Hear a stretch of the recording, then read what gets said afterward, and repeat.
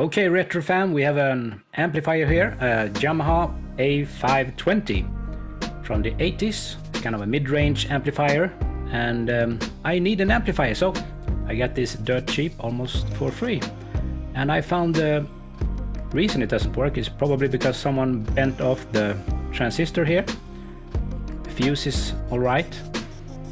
So we're gonna change some components, a transistor and a cap, and maybe a diode. Have some fresh ones here. And you can see it's a mess. Someone's tried to fix this sometime, somewhere. It looks to be a pretty easy job. So let's sing a song or something. In with the new component, out with the old. Let's recap this amplifier before we get too old.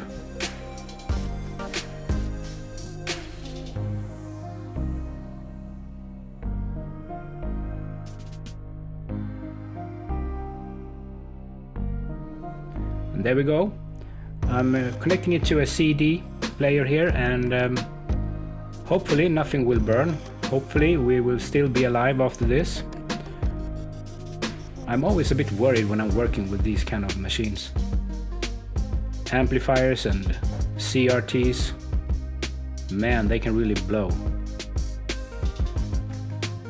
I'm gonna try some things here before I push the button. Power LED is on. Nothing smoking.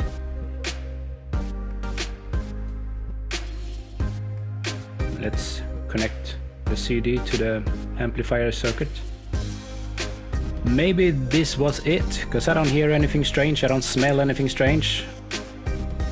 Actually, I do smell something strange.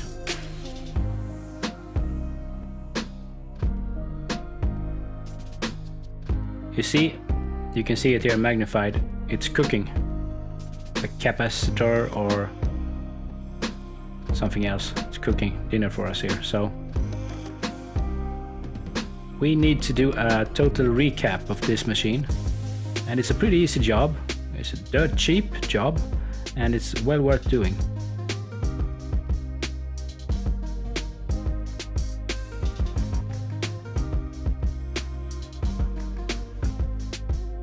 Okay, so I'm cutting off the legs of the caps here so we don't short them.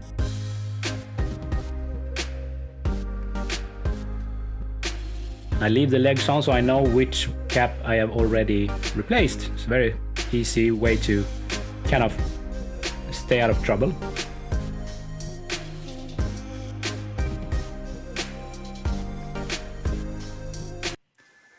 Now we're running the amp here, and you can hear audio, and that audio is from my headphones, and we have no smoke. I've been running it for a while, and I'm really happy with this, how this amp sounds. This is just a CD player connected directly to the amp, and this knob came off. I'm gonna glue it back together, of course, and I'm gonna ask my nephew to 3D print a knob for me, the one that is missing there to the left.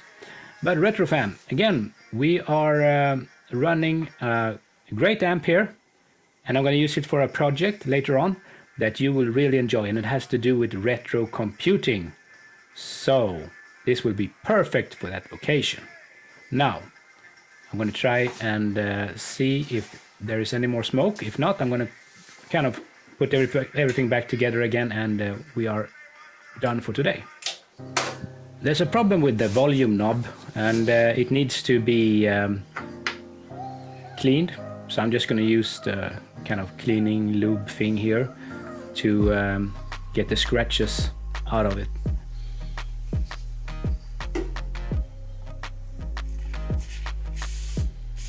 When I turn the knob, it's like